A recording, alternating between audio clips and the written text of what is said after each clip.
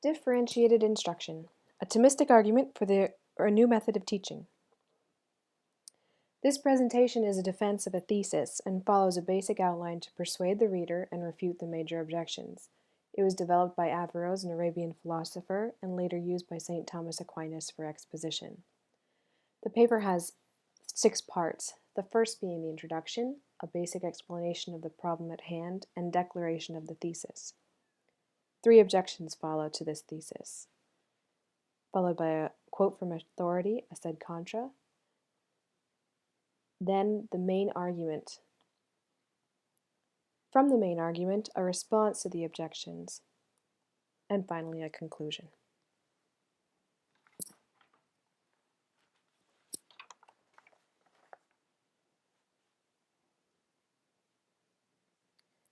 What is the origin of a school? A school is a place where students gather to gain knowledge, acquire skills, and discover new truths. It is a place where students can learn. This demands strategy and skill on the teacher's part.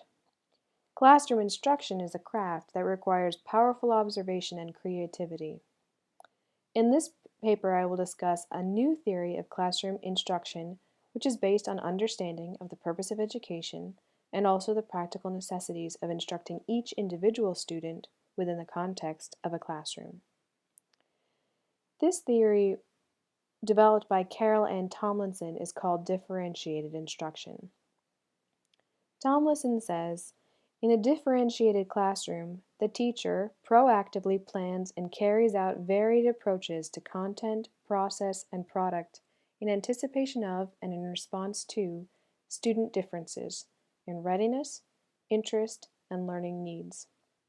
This paper will demonstrate how it is the most fitting mode of instruction for our classical liberal arts classrooms.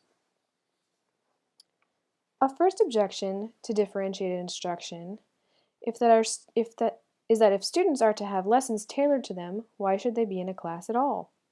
In other words, the class itself as a group is infringing upon the student's ability to learn. If the student were working one-on-one with a teacher, he would get a better education. It seems that DI is trying to gloss over a more fundamental problem and mitigate the necessary drawback of the classroom. A second objector to differentiated instruction says that the learning in the classroom is only successful if the students are learning as a group. If one student is behind or one student is ahead and disinterested, the class and collaborative learning is not successful. The class should make progress together. Otherwise, the advantage of the classroom versus the individual instruction is not realized. A third objection to DI is that the traditional classroom has been achieving success. DI is an innovative mode of instruction, and there is no evidence that DI is necessary. For centuries, classrooms have been operating on a traditional lecture and notes model. Occasionally, teachers have incorporated laboratory investigations and seminars to supplement the schedule. Traditional methods have successfully educated doctors, scientists, investigators, inventors, artists, and poets to a great degree. Why alter the method if we can see success in so many fields and for so many years? On the contrary, Carol Tomlinson says in her book, differentiation calls on a teacher to realize that the classrooms must be places where teachers pursue our best understanding of teaching and learning every day, and also to recall daily that no practice is truly best practice unless it works for the individual learner. When does learning happen? How does a teacher teach? What is the definition of the learning process? One classical definition from St. Thomas is as follows. Consequently, one person is said to teach another inasmuch as by signs he manifests to that other the reasoning process which he himself goes through by his own natural reason. And thus, through the instrumentality, as it were, of what is told him, the natural reason of the pupil arrives at a knowledge of the things which he did not know. He goes on to say, therefore, just as the doctor is said to heal a patient through the activity of nature, So a man is said to cause knowledge in another through the activity of the learner's own natural reason, and this is teaching. In this way, we can clearly see that the teacher is a minister, an instrumental cause to the active principle of the learner learning the material and making it his own. The student has the ability through language to understand the basic terms and then judge the validity of the propositions about those terms, and finally create an argument which solidifies his understanding. This is either new knowledge or another facet of what he had known previously. The argument or synthesis of ideas leads to further learning and the necessary demonstration of knowledge or teaching. This synthesis or demonstration is what teachers assess. The next question is, how does the classroom enhance the interaction of the teacher and the student and amplify it so that more learning is possible? If in the classroom the student only interacted with the teacher and listened and wrote down what the teacher said, there would be no advantage for the student to come to a school. But the learning that happens in a classroom is more than the interaction with the student and the teacher. The student is also engaging the knowledge through the text. He is discovering in community with his peers. He is learning from his peers as they follow the steps of the teacher. This is most clearly seen in the Socratic discussion model. The student first engages the content in his preparation, he solidifies the terms in the dialectic mode in class, and then follows the logic of the argument. The discussion culminates with the student explaining the concepts and logic as a product of the discussion. While this is the final goal and basic outline of learning as described by Dorothy Sayers and others, it requires preparation and skill on the part of the teacher to engage and guide every student. Also, this outline of the process in learning doesn't reference a certain kind of discipline or unit of study. It is meant to be universal, but we are dealing with particular students, and they have particular difficulties. If the goal is understanding and development of the skills of argument and critical thinking, the mechanism should emphasize and meet the student in the classroom where he is in the process of understanding. Some students will struggle with the grammar of the course. They will be shaky in their definitions or vocabulary. Others will struggle with the process or narrative of a story and themes. A third student will need more practice in demonstration or expression. This is where DI is of great value. Let us return to the image of the teacher as physician. The physician is a diagnostician and a prescriber of either medication or a series of exercises to restore health. He examines the deficiency and sees the steps to either strengthening the body or removing the illness. Likewise, the teacher should clearly see for each student his deficiencies and prescribe the appropriate method for overcoming or strengthening his ability to discover the truth. All students in general follow the same plan with regarding learning, but the disposition of the student and the learning style requires a variation with regard to instruction. They are created with strengths and weaknesses, and therefore an ancillary approach that is compatible with the organon of the Trivium is necessary.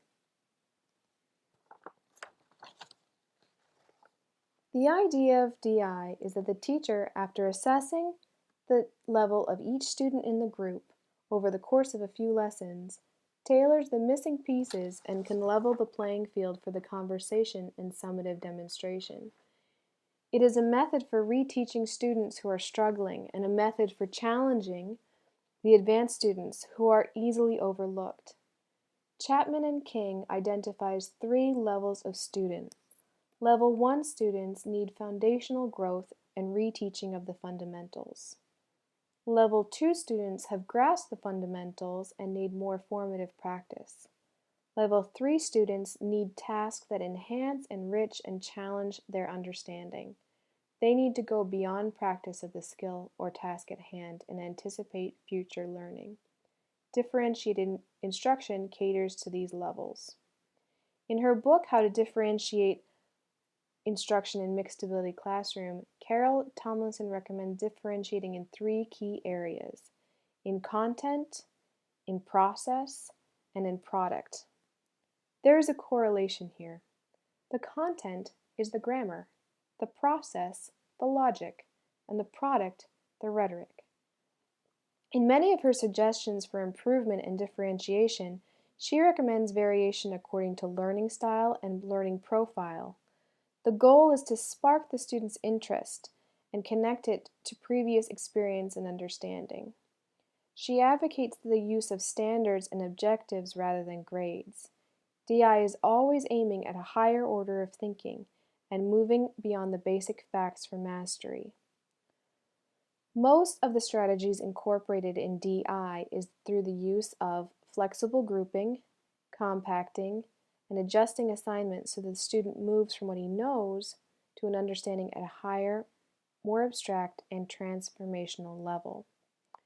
In this way, DI is an effective way of instructing according to the proper understanding of what it means to learn and at the same time learn in collaboration with others.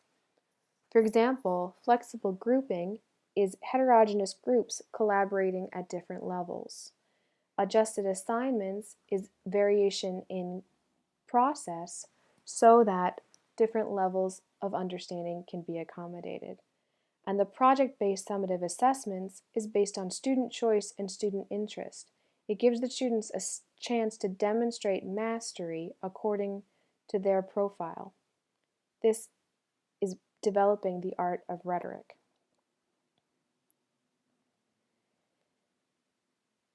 The first objector questions the idea of DI because the problem was not in the instruction method, but in the idea of class at all. This objector failed to see the benefits of a classroom discussion. The class functions because of the diversity in the abilities of the student.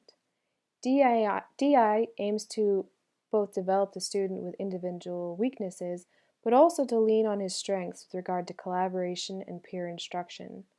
The common good of the class is not merely a sum of the individual goods, but at the same time assumes the good for the individual.